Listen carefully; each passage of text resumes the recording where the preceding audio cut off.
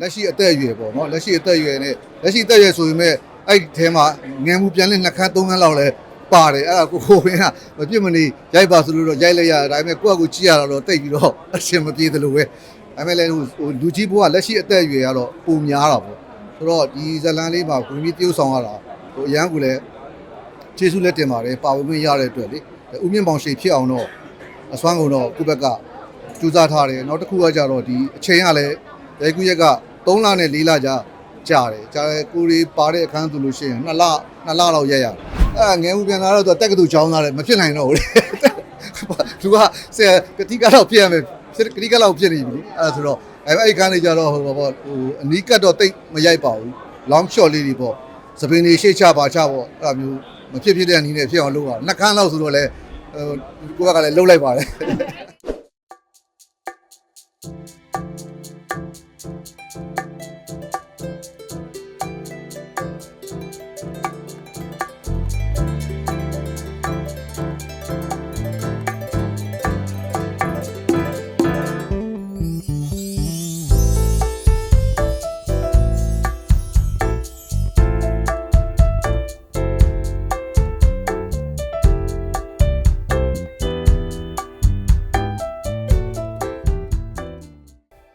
Exclusively from Golden Valley.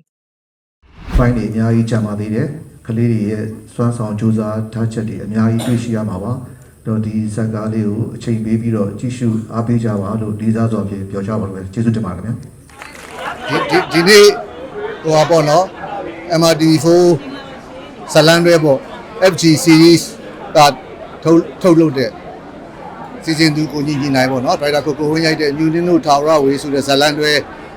press show လေးပေါ့အဲ့ဒါလေးကို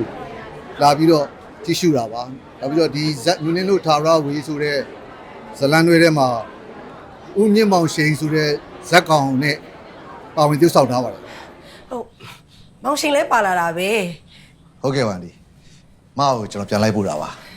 အန်ဒီကိုဆင်းပြီးတော့နှုတ်ဆက်တာခွင့်ပြုပါအောင်ဗျာ အော်ပြန်တော့မလို့လား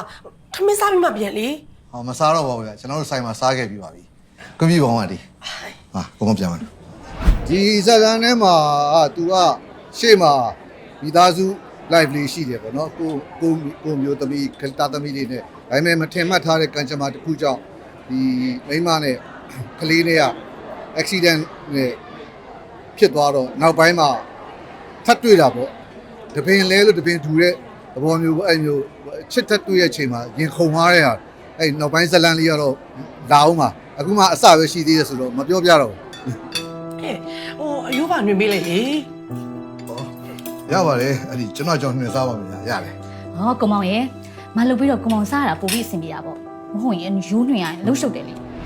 သူကဒီရှေ့မှာဆိုရင်အဲ့ဒီမောက်ဝါနဲ့ Great Chan လို့ပေါ့နော်သူတို့ကတော့ဒီသူတို့ရဲ့ character အရာသူတို့ဇက်ကောင်ကိုအကောင်းဆုံးစူးစမ်းပြီးပုံဖော်ထားကြတာတွေ့ရတယ်ဆိုတော့ဒီကြည့်တဲ့ပြိတ္တကတော့သူတို့ဆိုးတာကိုဟိုကြည့်နေကြရတာပေါ့သူကအဲ့ပါတဲ့ဇက်ကောင်တိုင်းအကုန်လုံးကိုဝင်းကတေချာပြီးတော့ပုံဖော်ပြီးတော့ရိုက်ကူးထားတယ်တခန်းရိုက်တယ်ဆိုလို့ရှိရင်လည်းစိတ်ရှည်ပြီးတော့ဟိုအချိန်မောင်းအခါကရိုက်တယ်ပေါ့နော်ဒီ close up တွေရော foreground တွေရောပါညောခဏပြန်ပြီးတော့လုံးကြရတယ်ဆိုတော့အရုပ်တွေကိုစိတ်ကြက်ယူထားတော့သူဆက်တဲ့ခါကျတော့ခဏကြည့်ရတယ်လို့ပေါ့ဇလန်းလေးကဇက်ရုပ်တွေအကုန်လုံးကကြည့်လို့ကောင်းပြီးတော့ဇက်ကတွက်နေတာပေါ့ မမူးသေးပါဘူးဗျာချုပ်မူးပေမဲ့လေချုပ်ရင်ထဲမှာပေးလို့မရဘူးဗျာပန်လူဟုတ်ကဲ့ပါဆရာဟာ အဲ့ဒါဒီဆီယာမာကြီးရဲ့ဝတ္ထုပေါ့နော်ဆီယာမာကြီးဒေါက်ကလျာဝိဇ္ဇာသိပ္ပံရဲ့ဒီညူနင်းတို့ထာဝရဝရဲ့ရှေ့မှာရုပ်ရှင်တကားလဲရိုက်ထားတယ်တဲ့အဲ့တုန်းကတော့မကြည့်လိုက်ရဘူးအဲ့ဒီရုပ်ရှင်ဇာတ်ကားလဲနာမည်ကြီးပြီးတော့တော်တော်အောင်မြင်ခဲ့တယ်လို့လည်းသိရပါတယ်ဒါပေမဲ့ဒီရုပ်ရှင်ကြတော့လဲဟိုကြပြတဲ့အချိန်က2နာရီလောက်တည်းမှာပြီးအောင်ရိုက်ရတာဆိုတော့ဇလန်တွဲကြတော့ဒီအပိုင်း30ဆိုတော့ဇက်ကောင်တွေကိုတစ်ခုချင်းစီပေးပြီးတော့ဟို character တွေကိုပို့ပြီးတော့နည်းနည်းချက်ရတာပေါ့အဲကြတော့တမျိုးစီပေါ့အရသာပြိသက်တွေလည်းကြည့်ပြီးတော့ဟိုအားရချင်းနဲ့လိမ့်မယ်လို့ထင်ပါတယ် မာဒီယိုရောက်နေတာကိုမောင်လှုပ်လို့ပဲဖြစ်မလဲအဲဝိမချေတယ်လို့ဖြစ်နေမှာပေါ့ ပြီးတော့အလုပ်တက်ကလည်းစိတ်ပူစရာမလိုဘူးစိတ်ချတဲ့လူတွေနဲ့အားလုံးလွှဲထားပြီးသား အဲ့ဆိုလည်းပြီးရော စလာငါပြီးဝိတုဖတ်ကြည့်လိုက်တော့ရရမယ့်ဇက်ကောင်လဲ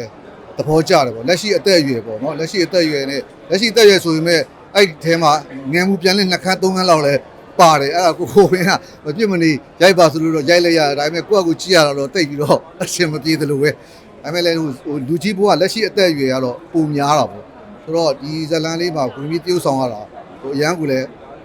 ကျေးဇူးလက်တင်ပါတယ်ပါဝင်ခွင့်ရတဲ့အတွက်လေဦးမြင့်ပေါင်ရှိဖြစ်အောင်တော့အစွမ်းကုန်တော့ကိုယ့်ဘက်ကကြိုးစားထားတယ်နောက်တစ်ခုကကြတော့ဒီအချိန်ကလည်းရဲကူရက်က3လနဲ့4လကြာတယ်ကြာတယ်ကိုရီပါတဲ့အခန်းသူလို့ရှိရင်2လလောက်ရက်ရတယ်ရန်ကုန်1လပင်းတရမှာ1လကျော်လောက်ရက်ရတယ်နောက်တစ်ခုကသူကဟိုပင်းတရမှာတွားရိုက်တာအောက်ဒိုးတွေအကုန်လုံးရိုက်တယ်အင်ဒိုးတွေအကုန်လုံးကရန်ကုန်မှာဆိုတော့အောက်ဒိုးမှာဟို heavy ခန်းတွေဟိုဖြစ်ခဲ့တဲ့ဟာလေးတွေကိုအင်ဒိုးရိုက်မယ်ဆိုလို့ရှိရင်များသောအားဖြင့်လိုမျိုး heavy ခန်းတွေဆိုတစ်ဆက်တည်းရိုက်ရတာပိုကောင်းတယ်လေဒီမှာကျတော့ location နဲ့တစ်ခါရိုက်တယ်ရန်ကုန်မှာတစ်ခါရိုက်တယ်ဆိုဟိုမှာရိုက်ခဲ့တဲ့မှုအတိုင်းဒီမှာပြန်ကြည့်ပြီးတော့ပြန်လုပ်ရတာပေါ့နော်ဟိုသူတို့အယုတ်ကလေးတွေပြန်ပြတာပေါ့အဲ့ဒါလေးတွေကတော့အမှတ်တရလည်းဖြစ်တယ်ဟိုတေချာလည်းကြိုးစားပြီးတော့ပုံပေါ်ထားပါတယ်အဲ့ငယ်ဦးပြန်လာတော့သူတက်ကတူချောင်းသားတယ်မဖြစ်နိုင်တော့ဘူးလေသူကဆရာကတိကတော့ပြရမယ်ကတိကတော့ဖြစ်နေပြီအဲ့ဒါဆိုတော့အဲ့ခန်းလေးကြတော့ဟိုအနီးကတ်တော့တိတ်မရိုက်ပါဘူး long shot လေးတွေပေါ့စပင်းတွေရှေ့ချပါချပေါ့အဲ့ဒါမျိုးမဖြစ်တဲ့အနည်းနဲ့ဖြစ်အောင်လုပ်ရ2ခန်းလောက်ဆိုတော့လေကိုကလည်းလှုပ်လိုက်ပါတယ်ကိုကကိုကြည့်ကိုကကိုလုံနေနဲ့ရှက်နေတာ